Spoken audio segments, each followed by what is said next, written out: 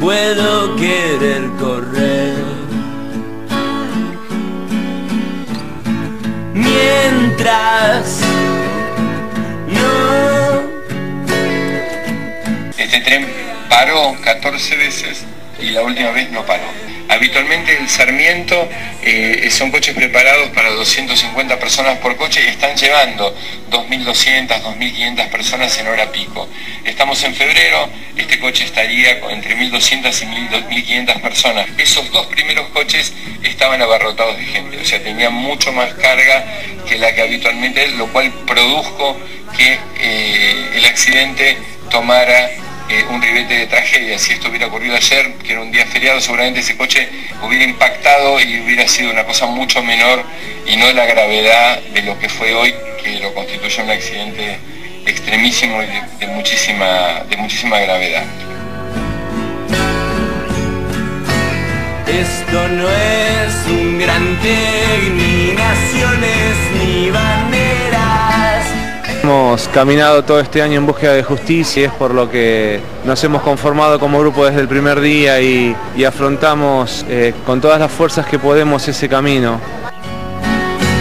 Como un perro, una cebra, un chimango, una pantera. Se cumple un año de la tragedia de Once y queremos también rendir un homenaje y un recuerdo a todas las víctimas y un abrazo solidario a todos sus familiares.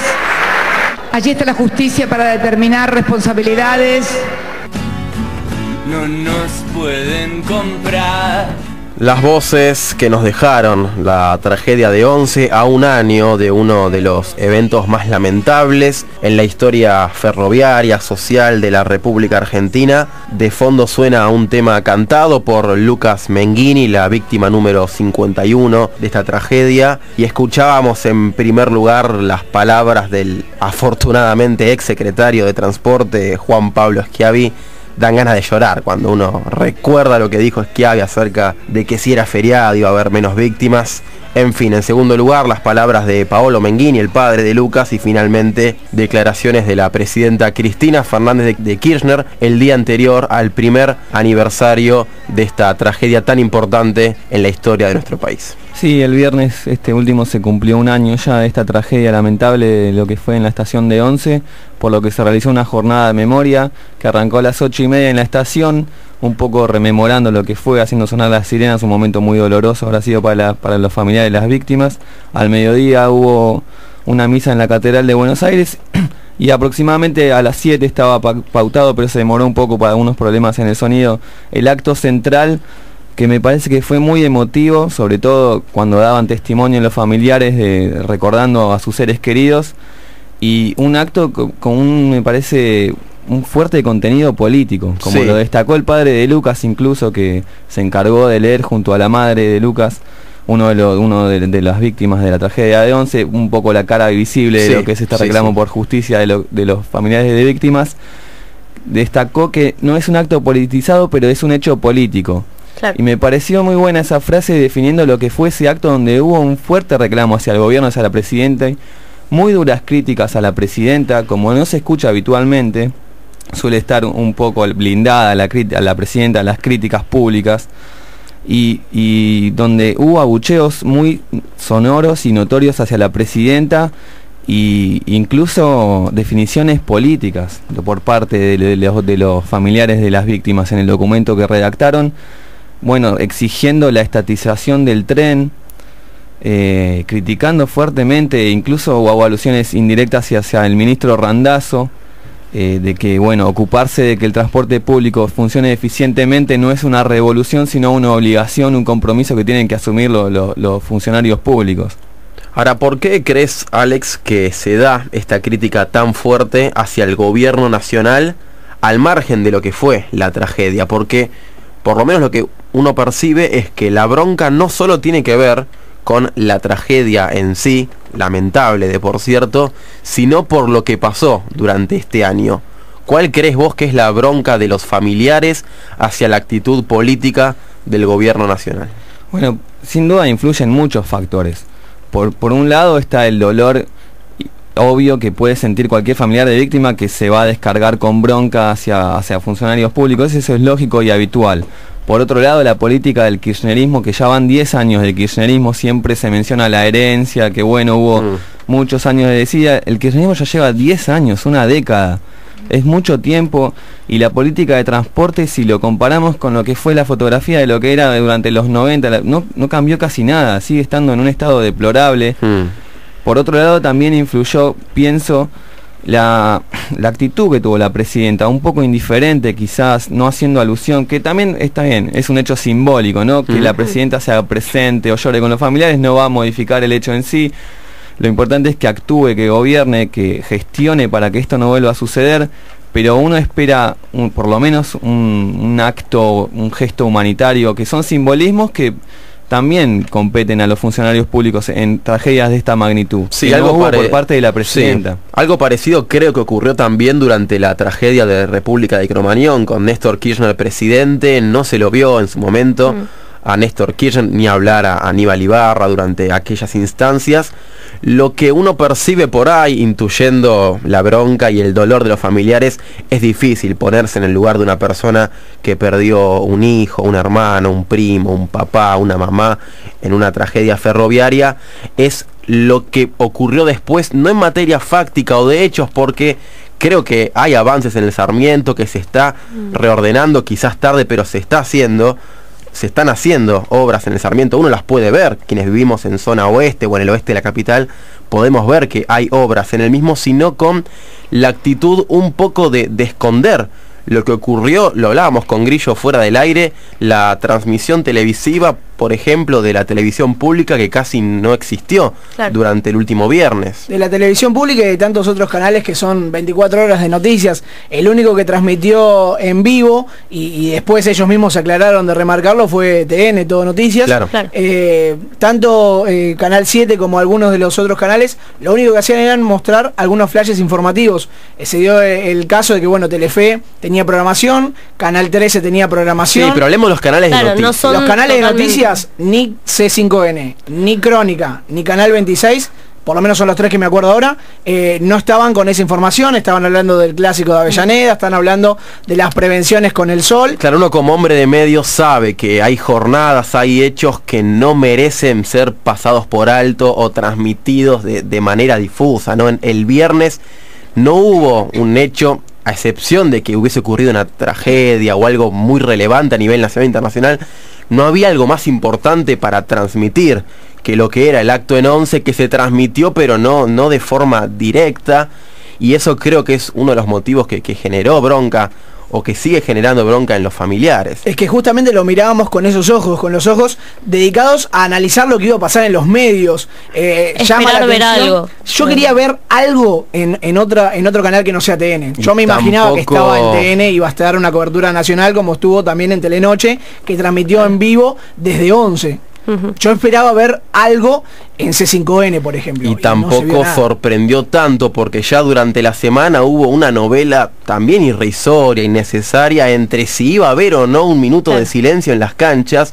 Cuando se hace un minuto de silencio ante la muerte de algún socio conocido, dirigente, ¿cómo no iba a haber un minuto de silencio en una tragedia en la que murieron 51, 52 personas? Y para recordarlo, sobre todo para tener un respeto, y yo creo que lo tendrían que haber hecho y ni siquiera haberse hablado. Me parece que pautar ya, vamos a hacerlo por respecto a las víctimas, porque no pasa todos los días, y gracias a Dios no pasa todos los días accidentes o este tipo de inconvenientes ferroviarios, por respeto también. Sí, no hubo banderas, o por lo menos no fueron transmitidas en televisión a través de la televisión pública, la transmisión oficial, banderas referentes hacia el tema. Uno imagina que en casi todas las canchas había por lo menos un familiar o un conocido.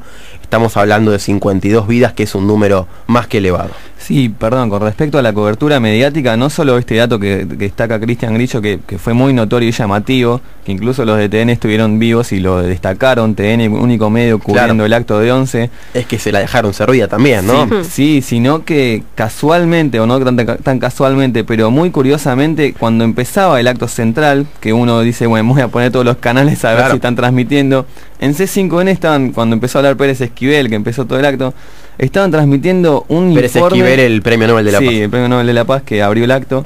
con su discurso, estaban transmitiendo en C5N un informe sobre las refacciones y las obras que se están llevando a cabo en la línea Sarmiento, casi como de manera grotesca, digamos, como redoblando la apuesta, no sé, pero finalmente está mostrando la impronta de C5N desde que lo adquirió Cristóbal López. Ya vamos a hablar de Cristóbal López, no se nos desordene el programa, Alex, ya vamos a hablar. Un color kirchnerista del canal y está quedando muy, muy claro. Ya hablaremos de Cristóbal López, de Marcelo Tinelli, no nos desordene el programa, Hachian, por favor. Bueno, está bien, no nos adelantemos, entonces van a hablar, me imagino, del gran pase del año que se está hablando de Tinelli. Después del de Juan Manuel Iturbe, el gran pase del año.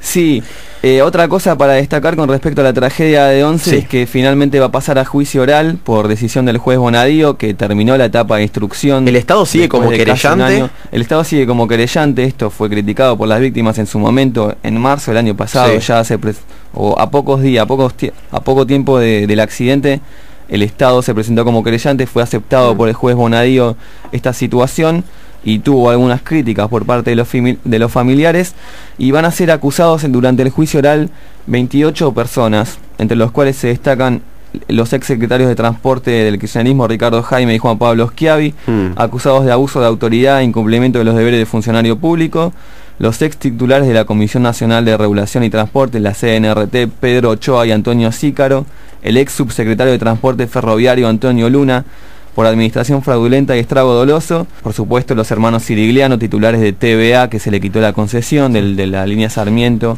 y Mitre que tenía en ese momento. También va a estar acusado en el juicio oral el maquinista Marcos Córdoba, en el cual se vio envuelto en una polémica. Al principio hubo un lobby. El maquinista que está vivo, aclaremos esto. Sí, Marcos Córdoba que está vivo. Hubo un lobby bastante fuerte por parte de la empresa de tratar de acusarlo a él. Claro. Se tejieron un montón de versiones, incluso de que estaba alcoholizado, de que estaba mandando un mensaje de texto en ese momento. Fue curioso, hubo un dato muy llamativo hace poco que se destacó, por supuesto, que fue el asesinato del otro maquinista que condujo el primer tramo que hizo el recorrido de ese tren ese día, Leonardo Andrada. Fue asesinado en un crimen muy misterioso que tiene claras señales de crimen mafioso. Fue asesinado por la espalda con un tiro de remate. Y luego le robaron la casa. Luego entraron dos sospechosos en la casa en el momento que le estaban velando a revolver cosas. Todavía, por supuesto, no está definida en qué consistió, si fue un robo al azar común, pero tiene claros indicios de ser por lo menos muy sospechoso, y es uno de los testigos principales, aunque no es clave la declaración, señalan los familiares de las víctimas, porque lo que dijo él es que el tren estaba sobrecargado y que el freno estaba largo, es decir, necesitaba mucho más tiempo de lo habitual para frenar porque justamente estaba sobrecargado, que son cosas que salen de los peritajes, que no es necesario el testimonio para reafirmarlo, porque de los peritajes ya sale eso, que el tren estaba sobrecargado y que el freno estaba largo. El viernes una sobreviviente me comentó en Plaza de Mayo que ya desde Merlo venía frenando mal el Sarmiento durante aquel fatídico 22 de febrero del 2012, por lo tanto testimonio de Andrada que parecía no ser tan relevante porque había otras formas técnicas de corroborar lo propio. Sí, también la causa se escindió en dos. Por una parte esto de los motivos, las acusaciones penales para los responsables, y por el otro lado se está llevando a cargo del juez Ramos, Sebastián Ramos, la parte contable, que se están haciendo pericias contables con respecto a, TVA de los hermanos Sirigliano recibieron 2.000 millones de pesos en subsidios desde la época del kirchnerismo. ¿Qué pasó con esos subsidios? ¿Se hicieron inversiones? Lo que está quedando claro de esos peritajes contables es que justamente los subsidios se usaron para engrosar los bolsillos de los empresarios, que no se hizo ninguna inversión. De hecho, los Sirigliano intentaron ocultar algunas pruebas. Hubo denuncias de trabajadores que estaban juntando containers con documentación para ser quemada, para ser desaparecida, por lo cual se está llevando en otra causa este tema de qué pasó con los subsidios que el gobierno le otorga a las empresas para justamente mejorar el transporte, que en este caso fue a parar a los bolsillos de los empresarios para engrosar sus bienes. Se hicieron viajes a Europa y demás cosas con ese dinero, los subsidios aparentemente. Según denunciaron los dirigentes gremiales, tanto del Sarmiento como de las principales líneas de ferroviarias de la República Argentina. No deben corrompernos y